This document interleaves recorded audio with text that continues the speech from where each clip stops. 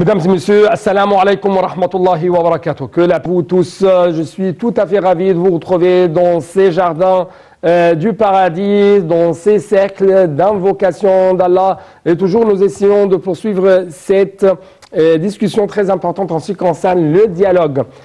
Le dialogue, c'est très important. Pourquoi justement, nous avons bien sûr vous expliqué pourquoi dans d'autres épisodes passés, et pourquoi l'islam essaie toujours de présenter le dialogue en tant un moyen très important pour contacter l'autre, pour reconnaître l'autre. Aujourd'hui, nous allons jeter plus de lumière.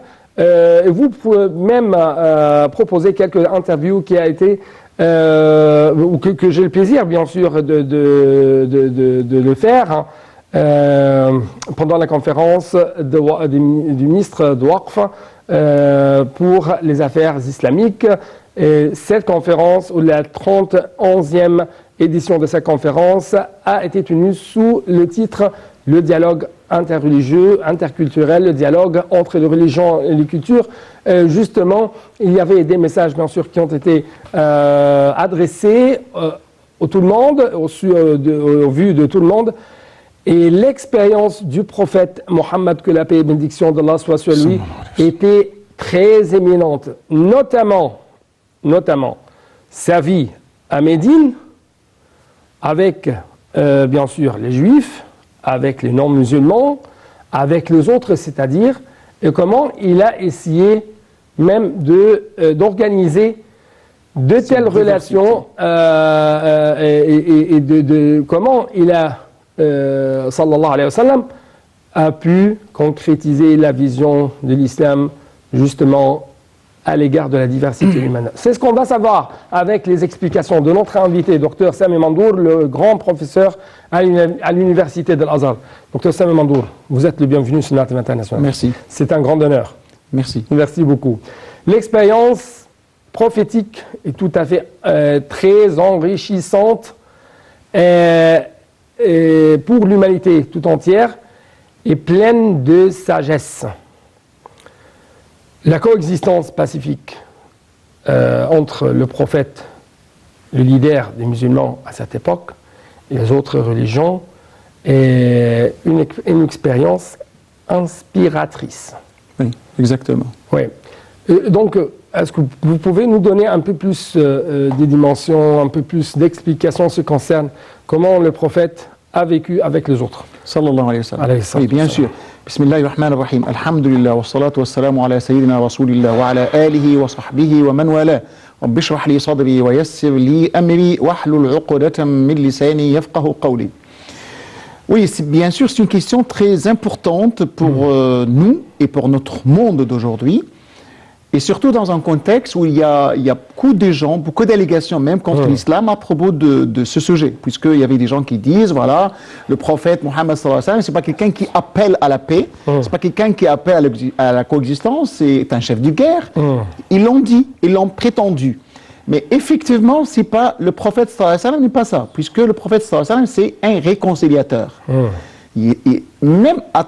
Même depuis l'enfance du prophète, il était le conciliateur.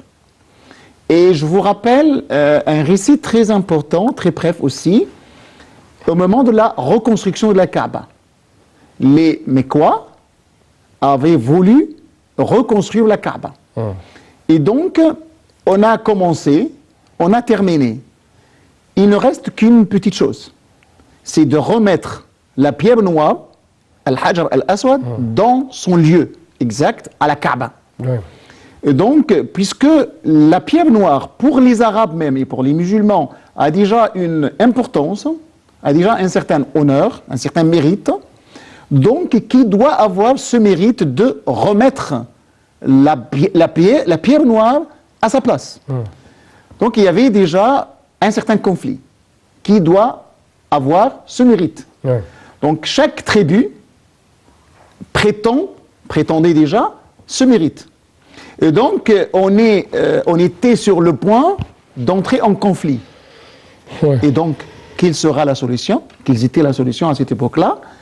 Donc, ils ont réfléchi, ils ont discuté, ils ont arrivé enfin à la solution. La solution, c'était quoi? C'était Mohammed.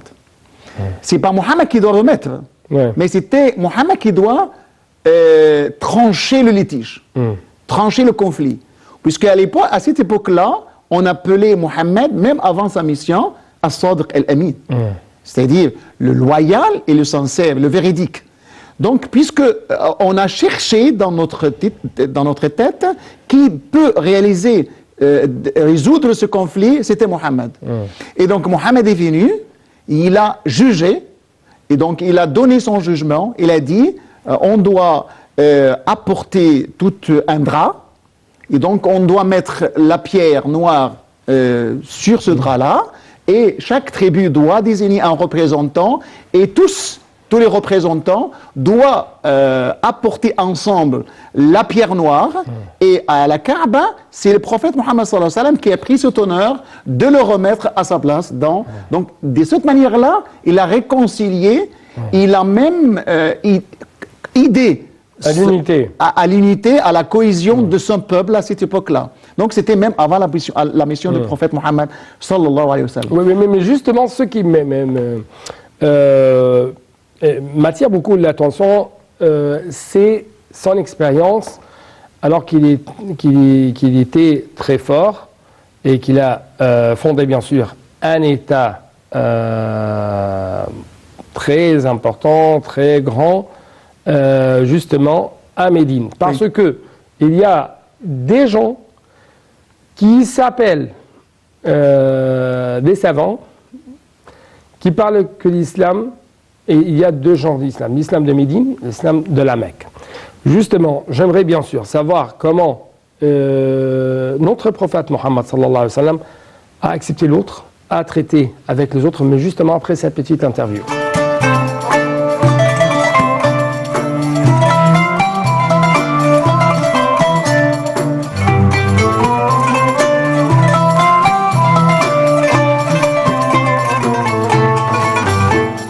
Donc, chers téléspectateurs, toujours en marge de cette conférence très importante qui porte les titres « Le dialogue de religion et de culture », nous avons le plaisir d'avoir avec nous actuellement deux de grands éléments qui participent à cette conférence. Il s'agit donc de le Mufti du Mali, président de la conférence nationale des ulémas au Haut Conseil islamique. Bien sûr, c'est Dr Saïd Mohamed Baba Silla. Vous êtes le bienvenu sur NATV International. Ok, merci. Merci beaucoup et en même temps nous avons le plaisir d'avoir avec nous Dr Boubakr Bassarou Touré. Vous êtes le bienvenu sur l'Internet international également. Oui, mais surtout je suis universitaire, directeur des études dans le centre Ahmed Baba pour les manuscrits d'anciens de Tombouctou. Dans l'université du roi Khaled. Oui, université aussi, recteur de l'université roi Khaled de Bamako. Vous êtes, encore une fois, vous êtes le bienvenu sur NATV International en Égypte en général. Bien sûr, il y avait des messages qui ont été lancés à partir notamment de la séance inaugurale de cette conférence. Justement, qu'est-ce que vous avez en fait remarqué? Notamment que les jeunes représentent, si je peux dire, le feu actuellement du terrorisme. Malheureusement, c'est une réalité, n'est-ce pas? Malheureusement, c'est une réalité parce qu'il y a un problème d'acculturation de la vraie islam. Parce que ce qu'il faut savoir, c'est que les êtres humains sont tous éminents d'Adam et d'Awa. Et nous sommes tous égaux. Et que nous sommes tous les fils d'un seul créateur. C'est un seul Dieu qui nous a tous créés. Donc, à cet effet, nous devons être des frères en humanisme et nous devons vivre ensemble et dans la tolérance. Voilà.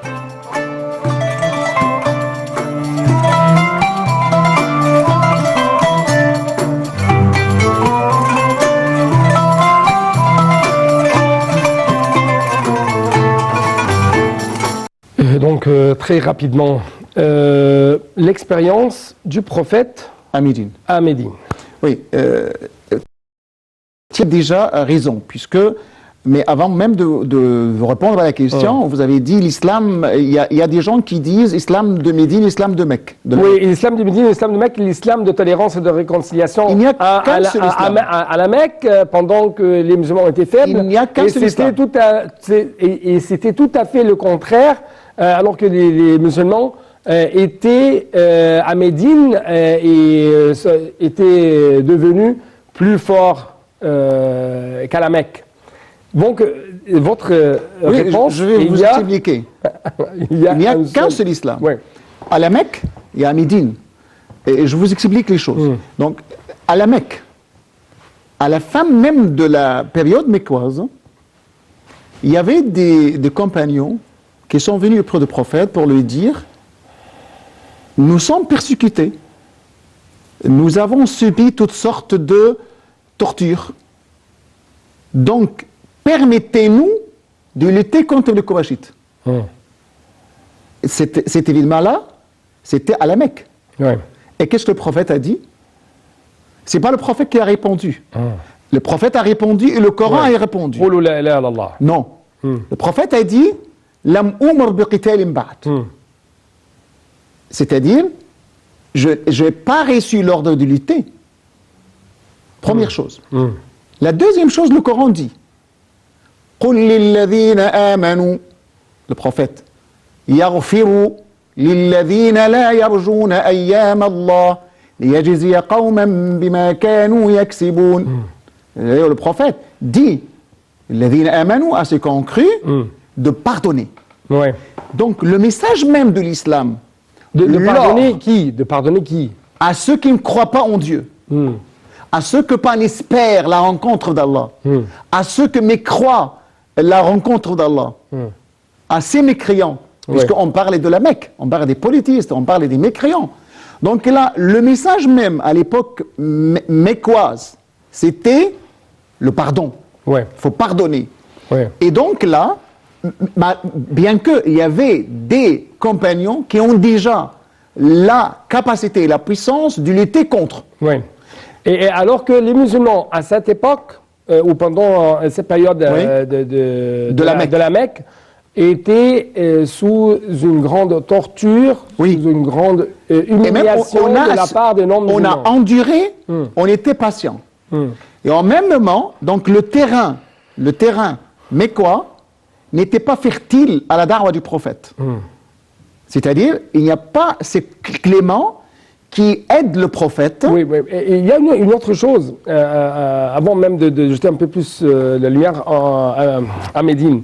Justement, à la Mecque, pendant la vie du prophète Mohammed, il y avait bien sûr les miracles. Par exemple, dans cet événement de Taïf, après que le prophète... Oui, il y avait des miracles, oui, il y avait ça.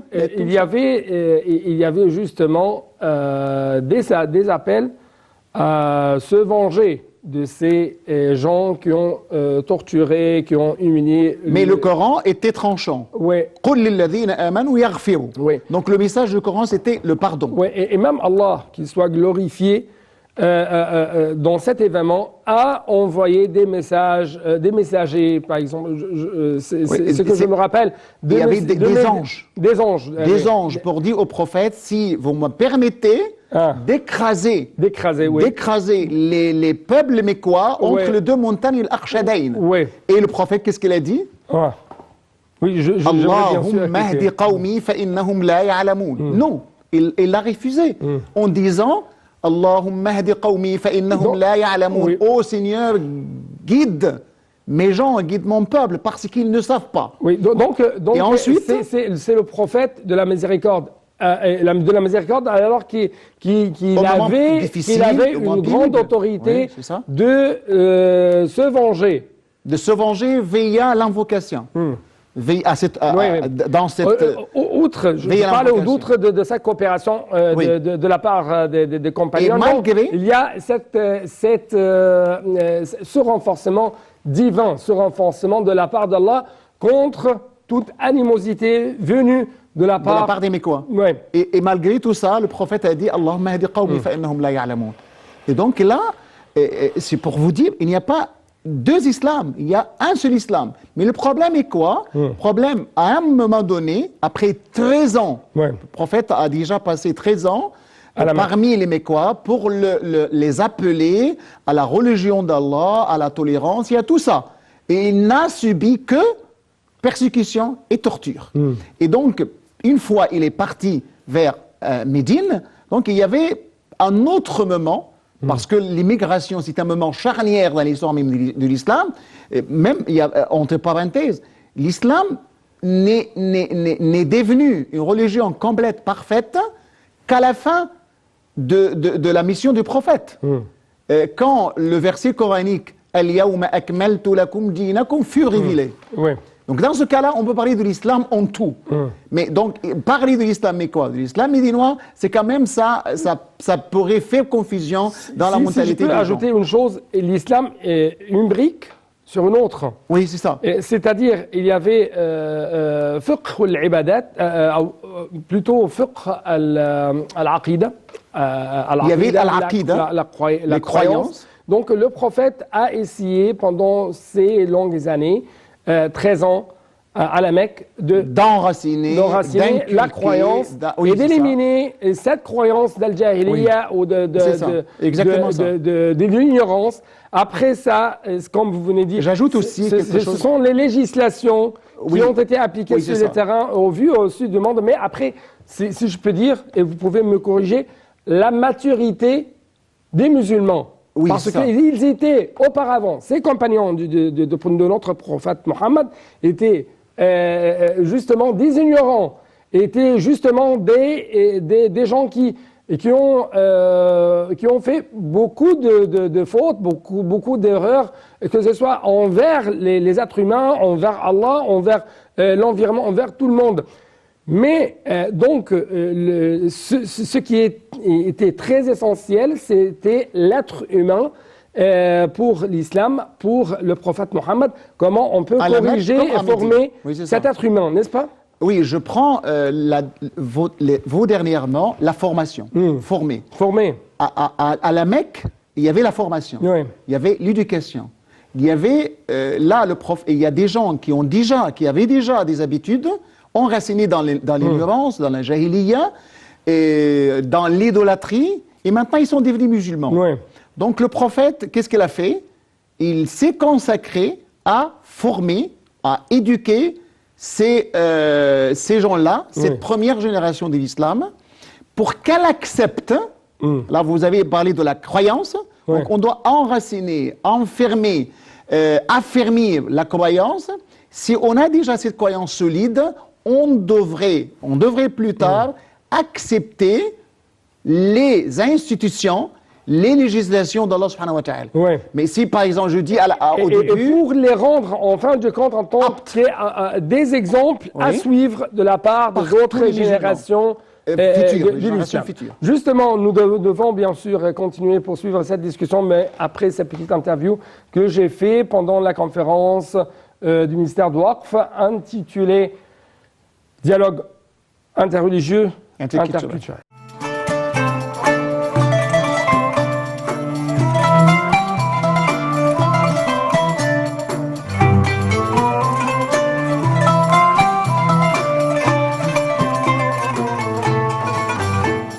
En fait, monsieur le Mufti, vous vous trouvez dans une lutte acharnée contre l'extrémisme, notamment au niveau des jeunes. Donc, comment vous avez même profité de cette expérience que vous passez actuellement aussi sur la terre égyptienne à travers la tenue de cette conférence? Oui. Cette conférence, c'est une occasion pour nous pour avoir l'expérience par rapport à la divulgation du vrai islam qui lutte contre le terrorisme parce que dans le monde actuel, pas mal de conflits religieux. Donc, nous, les musulmans, on doit travailler pour exposer le vrai islam qui prône la tolérance et la cohabitation entre tous les mondes. Donc, notre participation dans cette conférence en Égypte ici, comme l'Égypte c'est un grand pays historique, donc c'est une occasion pour nous pour avoir des expériences aussi par rapport à ces domaines.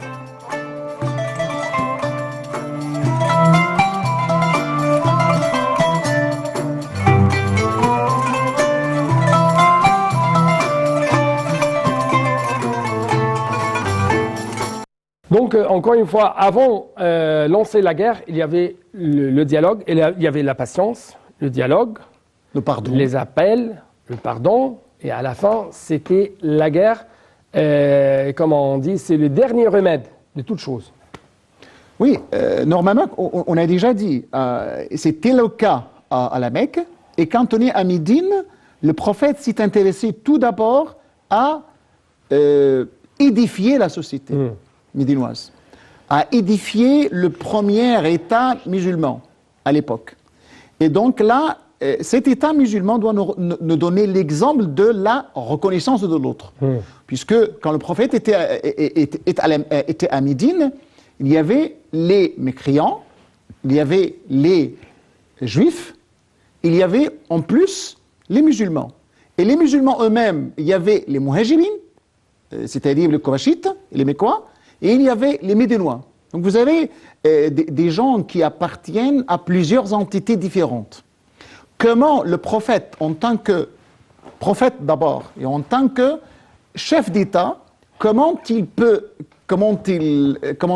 réussir à réaliser la cohésion sociale, réaliser cette cohésion entre les différentes entités qui constituaient la société médinoise. Le premier principe, c'est la reconnaissance de la diversité. Et donc, c'est quoi cette diversité dont on a déjà parlé? Les juifs, les mécroins et les autres. Donc, il y avait déjà pas uniquement reconnaissance orale, mais cette reconnaissance pratique devrait se transformer en constitution, en document. Et là, c'est le plus moderne dans les choses, puisque c'est pas un engagement oral que le prophète a déjà pris envers les autres, les mécréants ou les juifs, mais c'est un engagement écrit. Écrit et signé par le prophète, et signé par les autres aussi. C'est pour nous dire, voilà, on a déjà écrit un pacte, une charte, entre les différentes composantes de la société médinoise qui sont devenus les citoyens, les premiers citoyens de l'État musulman, de premier État musulman édifié par le prophète à Médine. Chaque citoyen dans cet État doit avoir ses obligations comme ses droits. Et donc, le principe sur lequel est basé ce document, c'est deux principes très importants. Liberté de conscience, égalité des droits et des obligations. La liberté de conscience. De conscience. Et c'est la concrétisation de cette diversité. De cette diversité, la concrétisation même de ce verset. La ikraha fi din. C'est ça, exactement. Pas de conversion forcée. Pas de contrainte en matière de la religion. Pas de contrainte. Pas de conversion forcée vers l'islam. Mais là, ça donne aussi pas de conversion forcée. C'est la signification des versets. C'est nulle contrainte en matière de religion. Et donc, puisqu'il n'y a nulle contrainte en matière de religion, il n'y a jamais de conversion forcée en islam. S'il y a quelqu'un qui a fait ça, c'est contre l'islam même. Puisque l'islam a dit « Man sha'a falyu'min wa man sha'a falyakfur ». Qui croit, ce qui veut croire, qui mécroit, qui veut mécroire.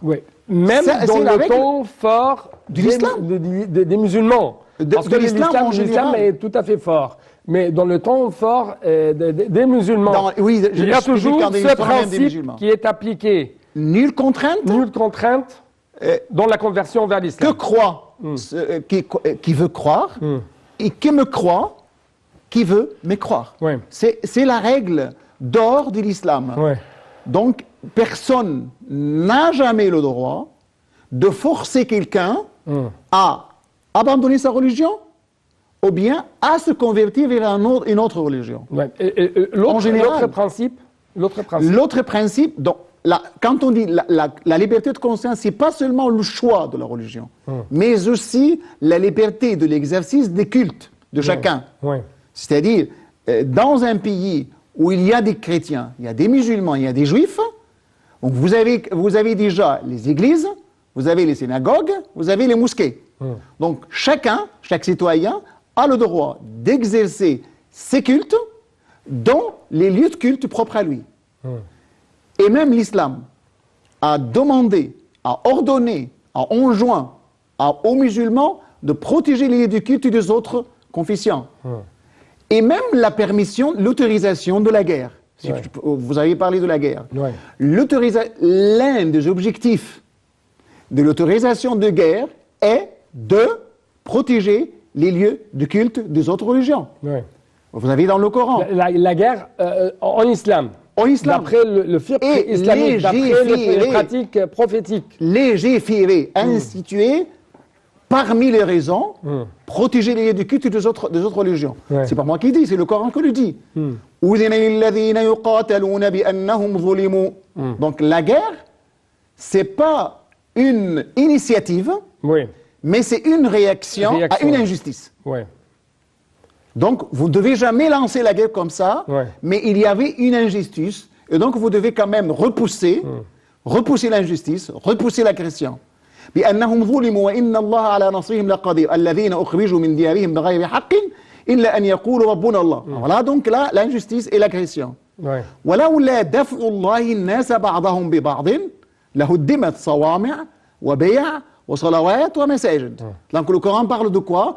Parle des lieux de culte des autres confessions. S'il n'y a pas cette guerre, ces lieux de culte pourraient être détruits. Et donc, or, l'islam a institué la guerre pour protéger ces lieux de culte. Parce que c'est dans les lieux de culte où il y a des croyants, entre guillemets, il y a des croyants, c'est-à-dire ils croient dans d'autres religions qui ont déjà le droit d'exercer leur culte. Donc à eux d'exercer le culte. Et c'est le principe de la liberté de conscience. C'est Dieu qui va les juger, ce n'est pas les hommes, ce n'est pas les musulmans. C'est pas les musulmans, c'est Allah qui juge entre nous dans le jour du jugement dernier. Donc liberté de conscience. Deuxième égalité. Très rapidement. Égalité puisque nous sommes citoyens dans le même pays, chrétiens, musulmans, juifs ou autres. Donc nous devons être sur le même pied d'égalité face à la loi, face à tout. Parce que, d'après la vision de l'islam, vous êtes, en fin de compte, des êtres humains égaux vous avez l'honneur. Cette vie terrestre, et c'est là, c'est une partie de la miséricorde. Vous avez l'honneur et la dignité. Oui, de la miséricorde d'Allah, n'est-ce pas? C'est ça. Et cette justice, ici sur la terre, c'est ou fait partie de la miséricorde accordée de la part d'Allah aux êtres humains. Oui, c'est ça, exactement. Donc, on a liberté de conscience, égalité, justice. On va bien sûr essayer de traiter... Et ce sont les principes majeurs de tout dialogue entre les différentes religions. En fait, votre discussion est tout à fait très fructueuse pour moi personnellement. Et je crois que c'est la même chose pour les téléspectateurs qui veulent savoir qu'est-ce que ça veut dire l'islam, qu'est-ce que ça veut dire le juste milieu de l'islam adopté par notre grand prophète, les imams des messagers d'Allah, notre prophète Mohammed, que la paix et bénédiction d'Allah soient sur lui. Merci beaucoup, notre cher invité, Dr Sam Mandour, le grand professeur à l'université de l'Azhar. Et c'est la même chose à vous, chers téléspectateurs. Merci beaucoup et à la prochaine.